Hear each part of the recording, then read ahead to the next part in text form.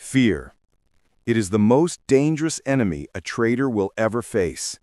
It creeps in silently, clouds judgment, and forces traders to sell when they should be holding, and hold when they should be selling. More than bad strategies, more than wrong predictions, fear is what destroys trading accounts. And no one understood this better than Jesse Livermore, one of the greatest speculators of all time. His life was a constant battle with emotions, especially fear. And though markets have changed since his day, the psychology of trading has not. The lessons he left behind about controlling emotions are timeless. Fear cost him money in the early years of his career. He would enter a trade with sound reasoning, only to panic at the first sign of trouble.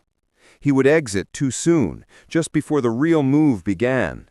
He would hesitate when the perfect opportunity appeared, paralyzed by the thought of being wrong.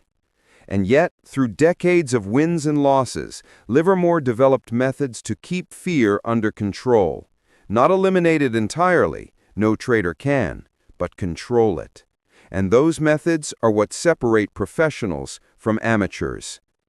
Fear in trading is not the loss itself. It is the anticipation of loss.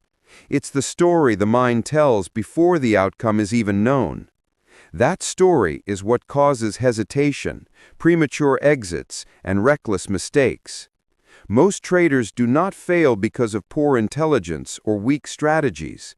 They fail because fear hijacks their decision-making. To understand this, it helps to look at Livermore's beginnings.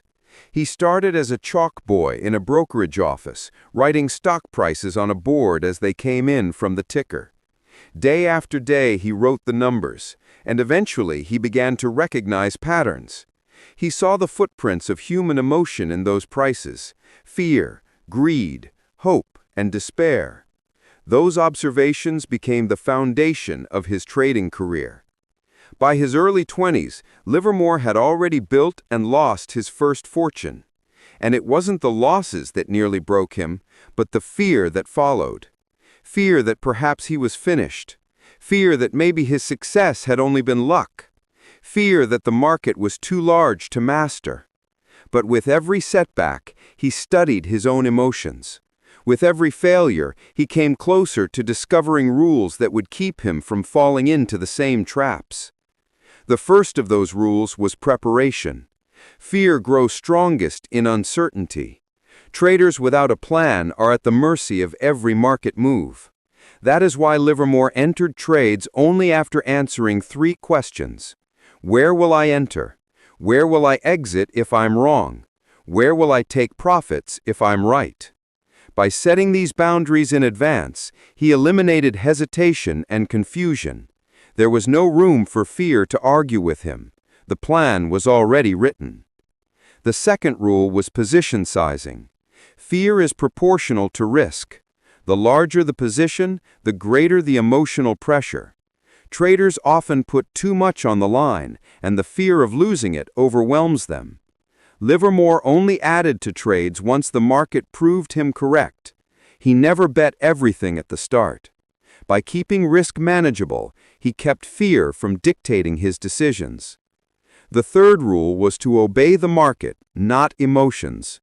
Fear is a liar. It tells traders to sell too soon when they should hold.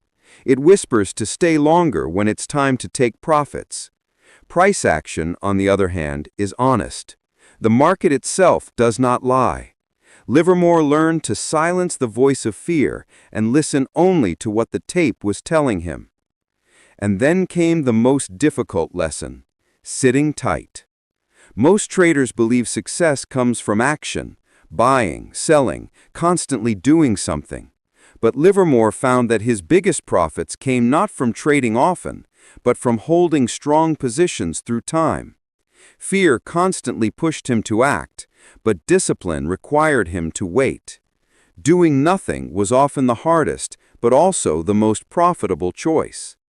Why is fear so powerful in trading? Because trading is not only about money, it is about identity. When a trade loses, traders feel like they themselves are the loser. When a trade wins, they feel like geniuses. This emotional attachment makes fear grow even stronger. But the truth is, the market does not know who you are. It does not care about your hopes, your pride, or your pain. It simply moves. The moment traders tie their self-worth to individual outcomes, fear multiplies. The solution is detachment, realizing that one's identity is not tied to wins or losses, but to disciplined execution of a plan. Livermore's career provides vivid examples of these principles. During the panic of 1907, the financial world was in chaos. Banks collapsed, businesses failed, and the stock market plunged. Livermore was heavily short. Fear screamed at him to cover, to take what he had before it vanished. But he trusted his plan, and when the panic ended, he walked away with $3 million, a fortune for the time. That victory came not from superior intelligence, but from refusing to let fear dictate his moves. But his story was not only triumph. Livermore also suffered repeated bankruptcies. After enormous gains, he often lost focus, broke his own rules, and allowed fear or overconfidence to creep back in. These failures remind us that conquering fear is not a one-time achievement. It is a battle fought continuously, in every trade, in every market environment. Perhaps his greatest test came in 1929, during the infamous market crash. As the stock market crumbled and fortunes evaporated, fear dominated the world. Investors begged for relief. Newspapers shouted disaster. The streets were filled with despair. And yet, Livermore remained calm. He had positioned himself short before the collapse and held his ground as fear consumed everyone else. While others lost everything, he gained over $100 million. It was his greatest victory, built on discipline and mastery of fear. But even after such success, fear would return. And this is where traders often miss the lesson. Fear never disappears. It waits in the shadows. It whispers in moments of hesitation. It tempts you in times of greed. The goal is not to eliminate it, but to recognize it, to understand it, and to prevent it from steering your decisions. Fear can also be a teacher. Each time it appears, it highlights a weakness. Are you over-leveraged? Are you trading without a clear plan? Are you clinging to a trade because you've tied your ego to its outcome? Fear points to the exact problem you must solve. The traders who grow are the ones who pay attention to these lessons.